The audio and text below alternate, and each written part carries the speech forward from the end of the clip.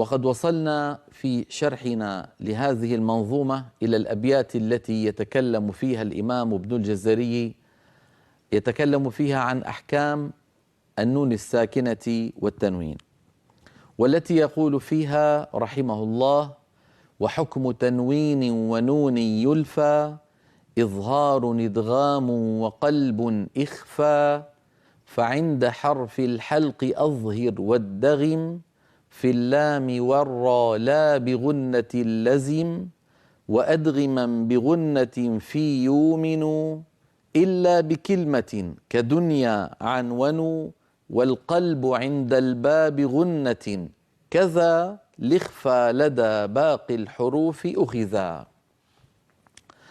وكنا في نهاية الحلقة الماضية قد تكلمنا كمدخل لهذا المبحث، وبينا سبب كون النون الساكنة والتنوين لها أحكام، وكون الميم الساكنة لها أحكام، بينما لا نجد أحكام للسين الساكنة أو الطاء الساكنة أو العين الساكنة.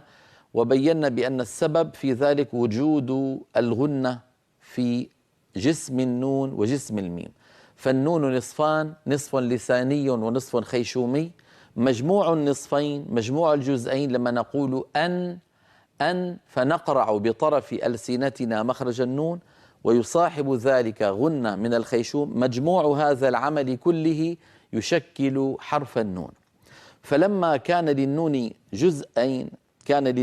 جزءان كانت العرب تستسهل في بعض الحروف أن تنطقها على حالة غير الإظهار. وعندنا قاعدة أيها الإخوة أرجو أن تحفظوها وتعلموها: قرب المخارج بين الحروف موجب للإدغام، بعد المخارج موجب للإظهار، عدم القرب وعدم البعد موجب للإخفاء.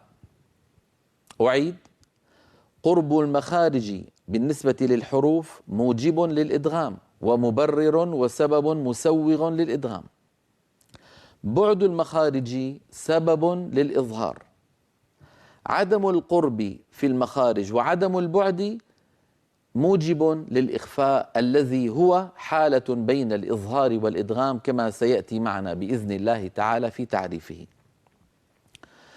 النون الساكنة ممكن يأتي بعدها أي حرف من حروف الهجاء، ونحن نعلم بأن حروف الهجاء 29 حرفا، لكن لما كانت الألف لا تكون إلا ساكنة ولا يكون ما قبلها إلا مفتوحا، فإذا هي لا تسبق بساكن. نحن نقول النون الساكنة، إذا مستحيل أن يأتي بعد النون الساكنة ألف. فإذا استثنينا الألف من الحديث بقي عندنا من حروف الهجاء 28 حرفا. هذه الحروف 28 توزعت إلى 4 مجموعات في لغة العرب. المجموعة الأولى كانت إذا أتى حرف منها بعد النون الساكنة فإن العرب تظهر تلك النون، والمجموعة الثانية إذا أتى حرف منها بعد النون الساكنة فإن العرب كانت تدغم النون في ذلك الحرف الذي جاء بعدها، والمجموعة الثالثة فيها حرف واحد وهو الباء، إن جاءت النون الساكنة وبعدها الباء فإن العرب تقلب تلك النون إلى ميم، فبدلا من أن يكون عندي نون ساكنة بعدها باء يصير عندي ميم ساكنة بعدها باء. والمجموعة الرابعة فيها 15 حرفا، إن جاء حرف منها بعد النون الساكنة فإن العرب تخفي النون عند ذلك الحرف. هذا كلام مجمل سنأتي إليه بالتفصيل بإذن الله تعالى. إذن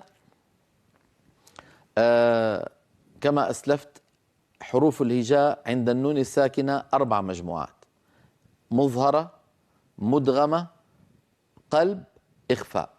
الإظهار، الإدغام، القلب، ويقول له بعض الناس الإقلاب، والقلب أفصح، والإخفاء. هذه هي الأحوال ال4 للنون الساكنة عند حروف الهجاء إلا الألف كما أسلفت منذ قليل. وقد أجبت في الحلقة الماضية عن سؤال يتبادر إلى الذهن، وهو: لماذا كلما تكلمنا عن النون الساكنة نتكلم عن التنوين؟ فبينت بأن التنوين هو في حقيقته نون ساكنة، وسنأتي إلى ذلك من خلال اللوحات التي نعرضها اليوم من بداية البحث. أحكام النون الساكنة أيها الإخوة أحكام لغة عربية، يعني ليست من خصائص النص القرآني. العرب كانوا إذا تكلموا فجاء بعد النون مثلا حاء كقوله وانحر يظهرون النون فيقولون وانحر عادي كما يتكلم الواحد منا وانحر. إذا جاء بعد النون همزة يظهرون النون يقول من آمن هكذا عادي من آمن. وإن جاء بعد النون الساكنة حرف من حروف يرملون فإنه يدغمون النون فيه، فتقول العرب في زمن النبوة من ولي، من ولي هذا الإنسان مو، ولا يقولون من ولي هذا الإنسان، يعني لا يقرعون بطرف ألسنتهم مخرج النون بل ينتقلون إلى مخرج الواو مباشرة. وكذلك الأمر مثلا بالنسبة للياء فيقولون ومن يقول ذلك ومن، ولا يقولون أبدا ومن يقول ذلك بنون مظهرة. وكذلك العرب في زمن النبوة في كلامهم اليومي يخفون النون عند حروف الإخفاء 15، فتقول العرب في زمن النبوة في الكلام العادي أنفسكم أم، فينتقلون من الهمزة إلى مخرج الفاء مباشرة أنفسكم، ولا يبقون من النون إلا غنتها خفيفة سريعة أنفسكم. من صلصال من صلصال يقولون من، فينتقلون إلى مخرج الصاد ويبقى من النون غنة بسيطة. الذي أتى به القرآن ويعتبر من خصائص النص القرآني تطويل تلك الغنة ومطها سواء في الإدغام أو في الإخفاء أو في القلب. فتطويل الغنة يعني العرب في كلامهم اليومي يقولون من يفعل هذا من يفعل هكذا على طول، لكن في القرآن نقول من يفعل. هذا المط للغنة مصاحبا لصوت الياء هو من خصائص النص القرآني المط.